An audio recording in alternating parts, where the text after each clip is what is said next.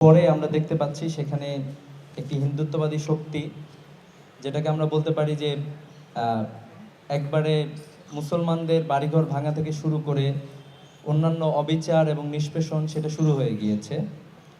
পক্ষান্তরে আমরা এটাও দেখতে পাই যে বাংলাদেশেও 24-এ একটি অভ্যুত্থান হয়েছিল। 24-এ বাংলাদেশের মানুষ রাস্তায় নেমে এসেছিল। বিপ্লবের পরে বাংলাদেশের যারা ধর্মীয় রাজনৈতিক সংগঠন আছে, কওমি মাদ্রাসার যারা শিক্ষার্থী আছে, আলিয়া মাদ্রাসার যারা শিক্ষার্থী আছে, তারাই গিয়ে মন্দিরের সামনে গিয়ে দাঁড়িয়েছিল যে এই মন্দিরে তোমরা কেউ হামলা করতে পারবে না। মুসলমানরাই সে মন্দিরের নিরাপত্তা নিশ্চিত করেছিল। সংখ্যালঘু যে সম্প্রদায় রয়েছে, সংখ্যালঘু আমরা যদি নাও বলি, আমাদের ভাই যারা হিন্দু আমাদের সাথে রয়েছেন, যদি কোথাও কেউ আক্রান্ত হয়ে থাকে তাহলে মাদ্রাসার শিক্ষার্থীরা গিয়ে সেখানে গিয়ে প্রথমে দাঁড়িয়েছে। তো 47 সালের দেশভাগকে আসলে অনেকে অনেকভাবে এটা বলার চেষ্টা করেন। কারো কারো কাছে এটা ভূখণ্ডের আলাদা হয়েছে, একটা সংস্কৃতি আলাদা হয়ে গিয়েছে। কেউ কেউ আবার বলতে চান যে মানুষের বিভাজন। আসলে 1947 সালে যেটা ঘটেছিল সেটা হচ্ছে একটি দীর্ঘ লড়াই এবং সংগ্রামের ফসল এই ভূখণ্ডের মানুষেরা পেয়েছিল।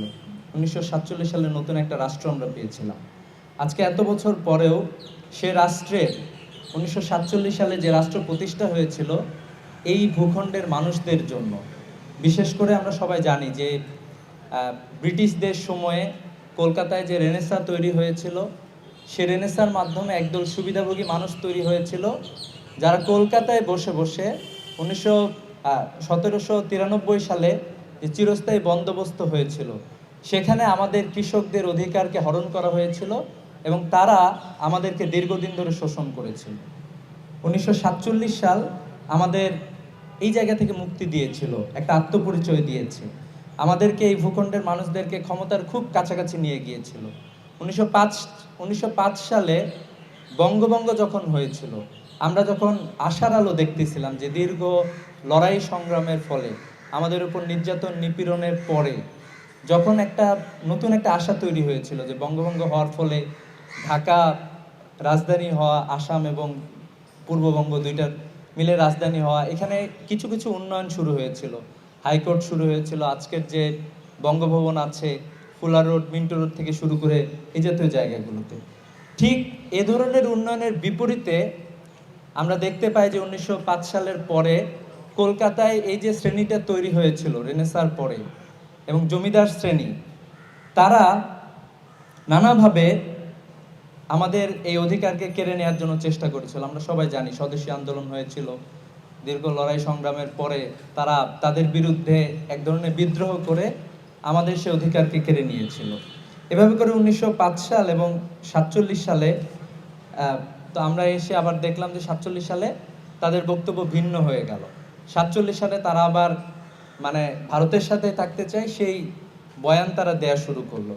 যদিও আমাদের এখানে অনেকে চেয়েছিল যে পুরো বঙ্গ একসাথেই থাকবে, এটা থাকলেই ভালো একটা স্বাধীন রাষ্ট্র হিসাবে। তো এইভাবে করে আমরা যদি দেখি তাহলে দেশভাগের ফলে মূলত আমরা প্রশাসনিক জায়গাটাতে আমরা সমৃদ্ধ হয়েছিলাম, ক্ষমতার খুব কাছাকাছি এসেছিলাম এই বাংলার মানুষজন, যেটা আমরা বলতে পারি যে দীর্ঘ লড়াই সংগ্রাম।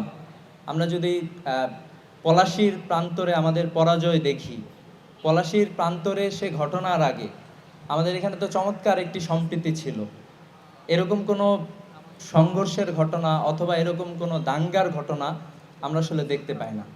পলাশীর যুদ্ধের পরে যখন মুসলমানদেরকে ক্ষমতা থেকে নামায় দেওয়া হয়েছিল এবং একে একে এই ভূখণ্ডের মানুষজন কখনই ইংরেজদের শোষণ নিপীড়নের কাছে মাথা নত করে নাই। বক্সারে আমরা দাঁড়িয়েছিলাম, এরপরে একে একে আমাদের তিতুমিরের বিদ্রোহ হয়ে